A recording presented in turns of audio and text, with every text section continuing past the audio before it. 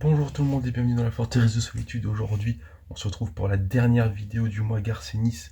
Et aujourd'hui, on va parler du tome 1 de The Boys et du tome 2 dans une deuxième partie, vu que là, je viens de finir le tome 1. Bon, moi, j'ai pris les versions souples de chez Panini. J'ai pas pris les omnibus ou les deluxe, parce que oui, il y a des deluxe qui sont sortis, mais qui sont plus trouvables.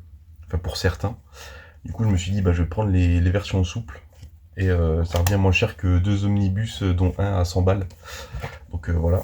Et donc c'est Garcenis et Derek Robertson. Alors il y a du dessin à la fin de ce tome-là qui doit pas être, il doit pas être fait par.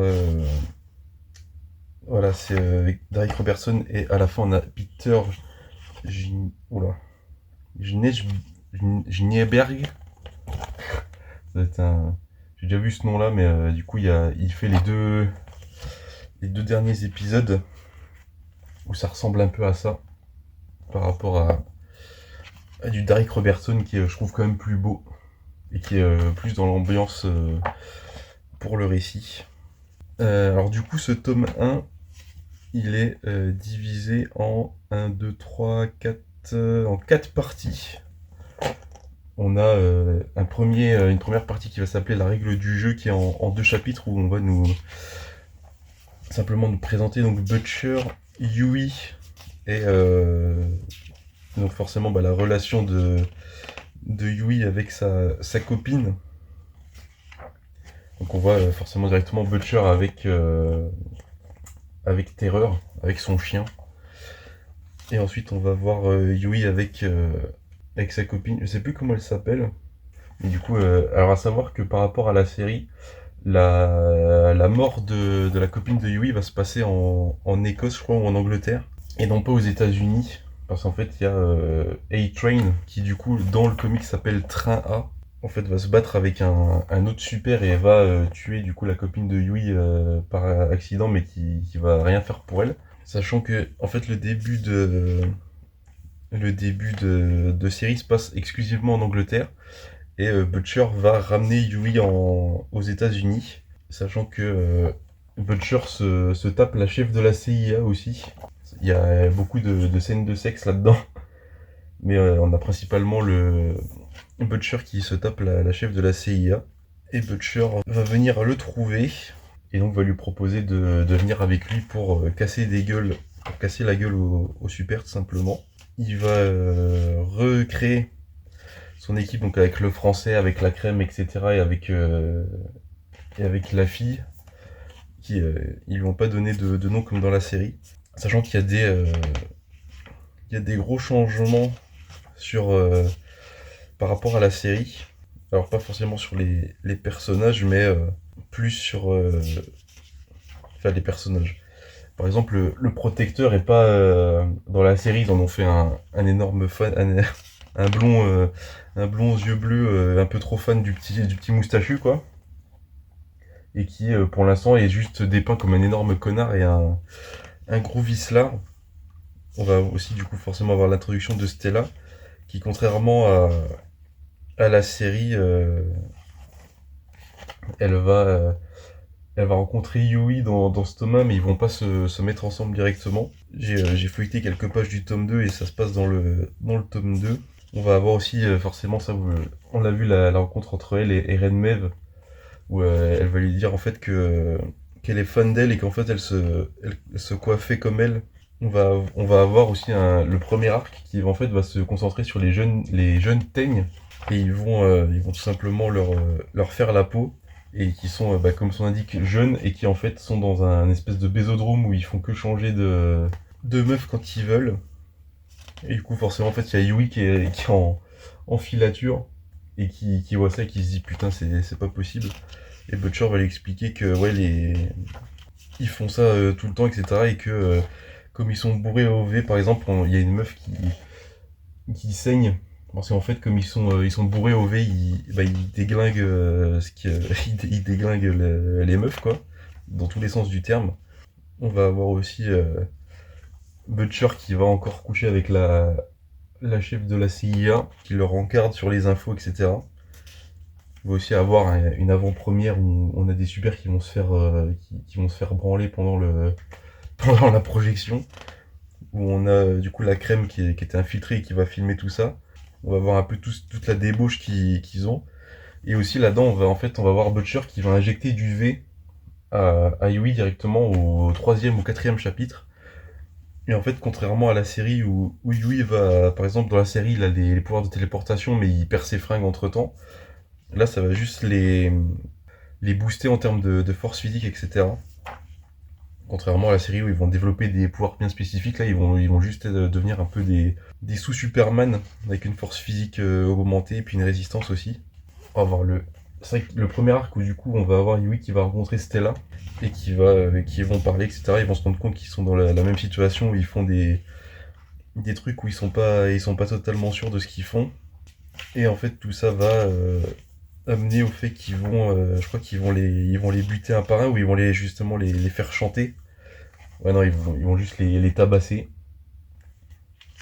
Forcément Butcher en première ligne. On a Yui aussi qui du coup comme il a une force physique augmentée va buter un gars sans faire exprès. Et Butcher va dire mais non putain on n'était pas là pour les buter.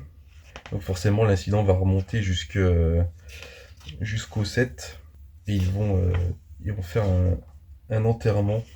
Et aussi on va forcément avoir Butcher qui va dire que Yui va lui demander pourquoi il fait ça. Il va lui dire que le protecteur a violé sa femme. Et on va avoir aussi du coup Stella qui, contrairement à la saison... je crois que c'est la saison 2, où elle change de costume, là c'est direct. C'est le protecteur qui lui fait des marques au marqueur, en lui disant ouais, faut que tu changes de costume, et du coup elle va avoir forcément un costume beaucoup plus sexualisant pour les caméras, etc. Et en plus c'est au moment où elle se fait présenter officiellement par les 7. Et après on va arriver dans le deuxième arc, qui du coup donne son nom au tome, je crois. Ah non, ça va faire. Non, c'est pas du tout.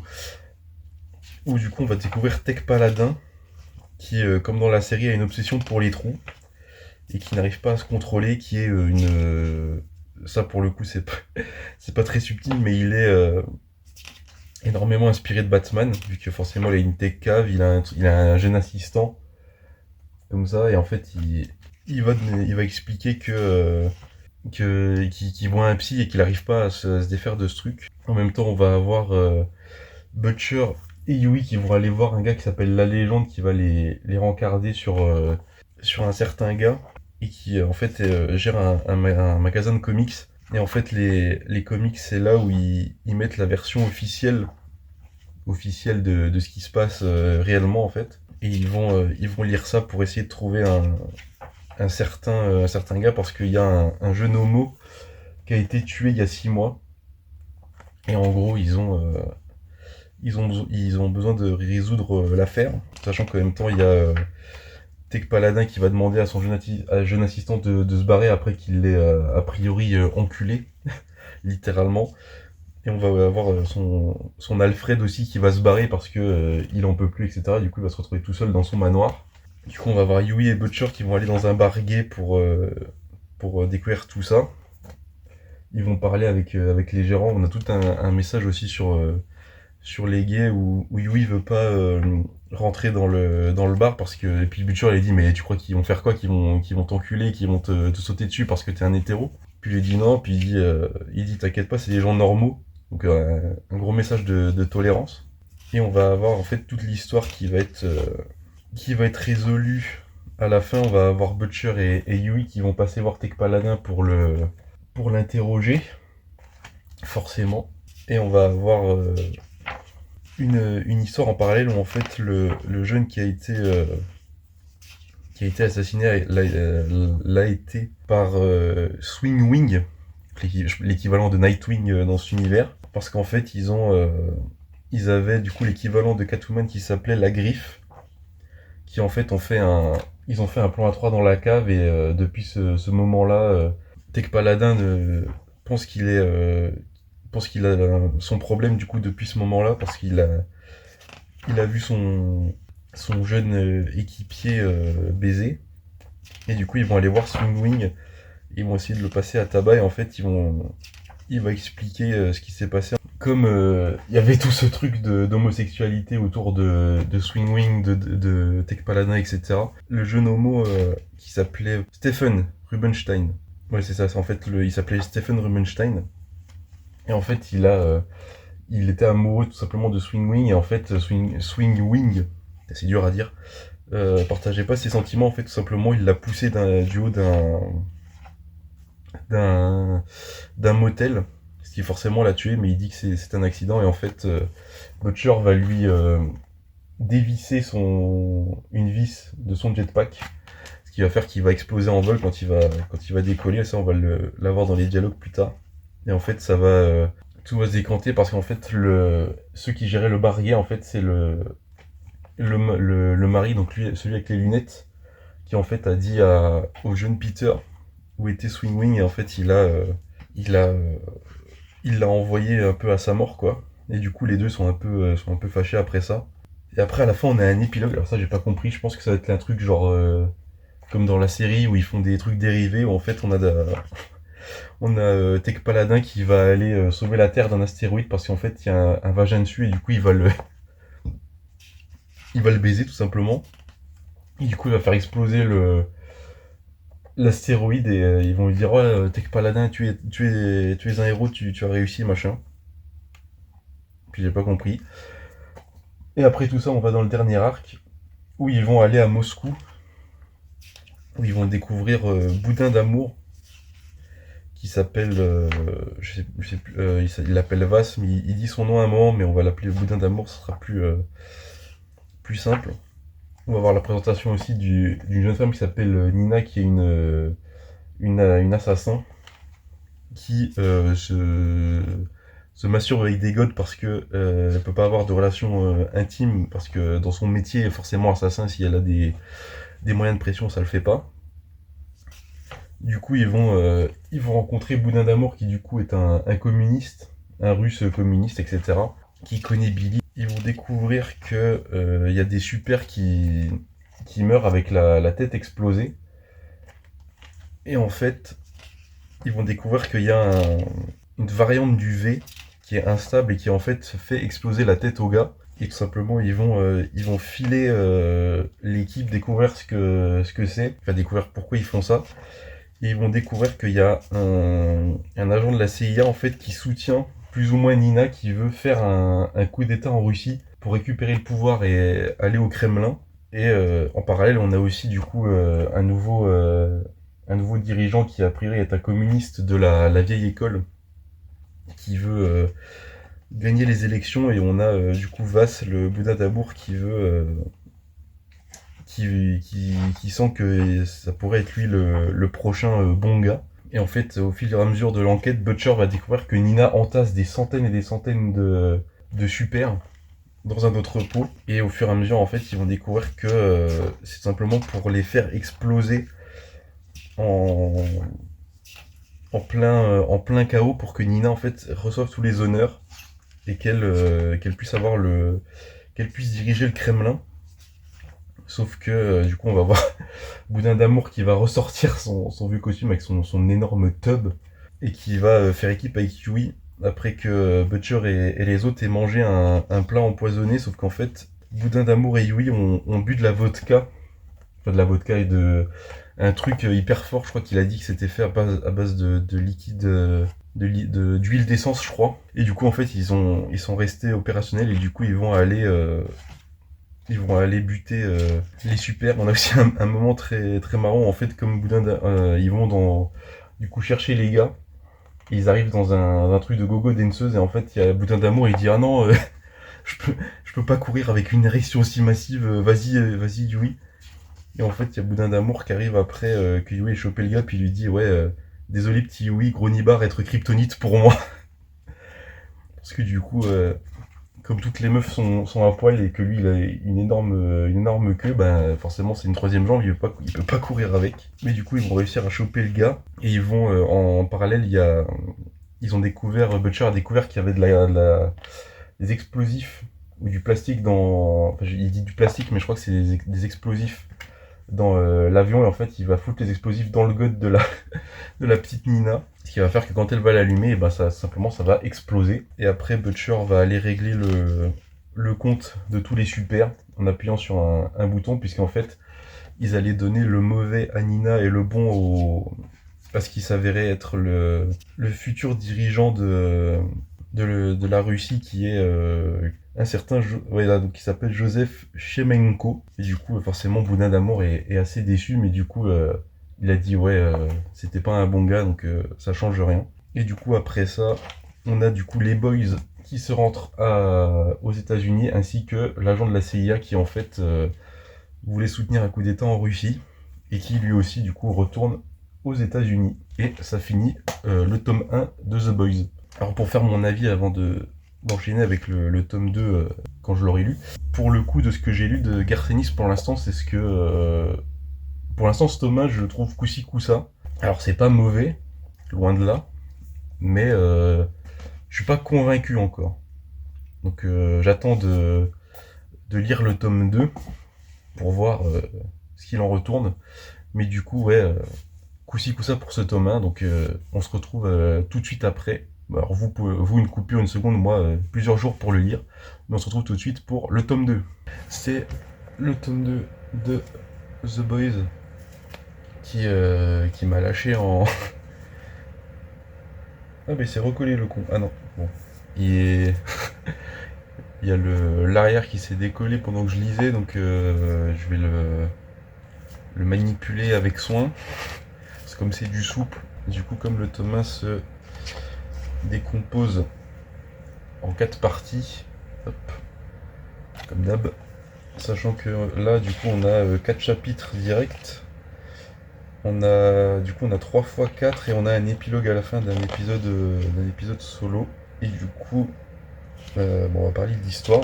Alors du coup on commence en fait avec des flashbacks, non, avec Annie qui du coup va perdre la foi après ce qu'elle a fait avec les 7, forcément. Dans ce premier arc, on va voir l'histoire de Stella, de Annie du coup, qui... Ah putain, il s'est décollé aussi. J'ai le cartonnage qui se barre, bref. Du coup, on va voir toute l'histoire de Yui et Annie qui va comme d'hab, qui va continuer à se développer. On va avoir forcément la romance qui va se mettre en place sur eux, ils vont être qui va se mettre en place entre les deux. Yui qui va être en filature, et on va avoir aussi un soir où en fait ils sont allés au bar et Annie est un peu bourrée, puis Yui lui dit non, t'es pas toi-même, donc vas-y rentre tout seul, puis à la fin il se dit ouais, je suis pas introduit, sauf que à la fin du numéro il dit putain je suis introduit alors qu'il est en train de se branler. On va avoir aussi un peu de développement entre Frenchie et la fille du coup qui s'appelle pas Kimiko. On va avoir aussi tout ce qui se passe avec Stella chez les 7, etc. Et forcément on va avoir Yui et Stella qui vont coucher ensemble pour la première fois, qui est en très gros contraste avec les moments où Butcher couche avec la présidente de la CIA, où en fait ils se détestent tous les deux, mais juste elle peut pas résister à lui. Et on va avoir en fait le gars qui a tué Yui plutôt, qui va en fait simplement se ramener et qui est en fait de retour à la vie, et du coup ils vont avoir des problèmes quoi avec lui. Et je crois qu'ils vont et ouais, du coup Yui va tout simplement le rebuter. Et du coup c'est un peu une introduction pour ce tome 2. Hop, on a mais non, du coup, le deuxième arc, c'est la légende qui va expliquer toute l'histoire de Vought à Yui, alors qu'en fait, il devait lui expliquer l'histoire de Butcher et des autres gars. Je vais passer assez rapidement, vu que c'est principalement du lore. On va voir aussi la scène de l'avion, de pourquoi en fait il n'y a plus de pont à Brooklyn, parce que oui, contrairement à la série, le pont de Brooklyn n'existe plus.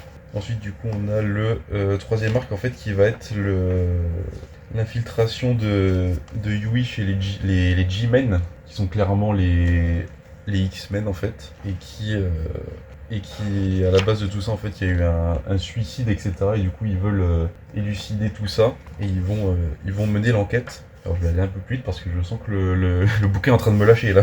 Hop, on va avoir du coup Yui qui va être infiltré chez les G-Men qui sont clairement c'est les X-Men, hein, c'est pas du tout caché etc. Et il va y avoir toute une histoire avec du coup Godolkin qui contrairement à GNV est pas une école, c'est le nom du gars. Et du coup, Yui va être infiltré, sauf qu'à un moment, il va se faire repérer forcément. Et ils vont être obligés de liquider en fait les G-Men à la fin du tome. On va avoir un peu un épilogue à la fin de ce tome-là pour un peu, je pense, setup le reste. Du coup, en fait, la dernière scène, c'est Butcher qui, pareil, qui baise avec la chef de la CIA et en gros qui lui dit, voilà, hop là, voilà, il s'est décollé comme ça quand je lisais. Donc là, il se redécollé, hop. Du coup, en fait, ouais, la dernière scène, c'est Butcher qui baise avec la meuf de la CIA et qui lui dit, en gros, si tu remets un de mes gars dans le feu de l'action, enfin entre deux feux, je bute ton mari, je bute tes deux gosses et ensuite je te bute toi. Donc voilà. Et du coup, ça finit sur ça. Donc, alors pour le coup, j'ai beaucoup plus de mal avec The Boys qu'avec Preacher. Je sais pas si c'est parce que j'ai vu la série ou quoi. Mais du coup, oui, la série qui a complètement occulté toute la partie G-Men, quoi. Vu que dans la série, en fait, on a juste les 7, on n'a pas d'autres groupes de super. On a Godolkin, mais du coup, qui est dans GNV, qui est une école et pas un gars à part entière. Qui d'ailleurs, dans le comics, est un violeur d'enfants, un pédo. Donc voilà. Mais du coup, ouais, la série a complètement occulté la partie pédo de The Boys avec les G-Men, etc. Mais en fait, c'est bien écrit, mais je sais pas, j'ai du mal tout comme la série, quoi, j'ai du mal à rentrer dedans. Pas tant à rentrer dedans qu'à en avoir quelque chose à foutre, en fait, plus que ça, quoi. Mais du coup, ouais, c'est quand même bon. Je sais pas si vous avez regardé la série, si ça vaut le coup de lire quand même, je pense, pour voir le matériel de base, quand même. Mais ouais, je suis plutôt mitigé sur ça. Je sais que le Punisher, il y aura le deuxième omnibus sur la chaîne, et pareil pour Preacher, où il y aura les 6 tomes.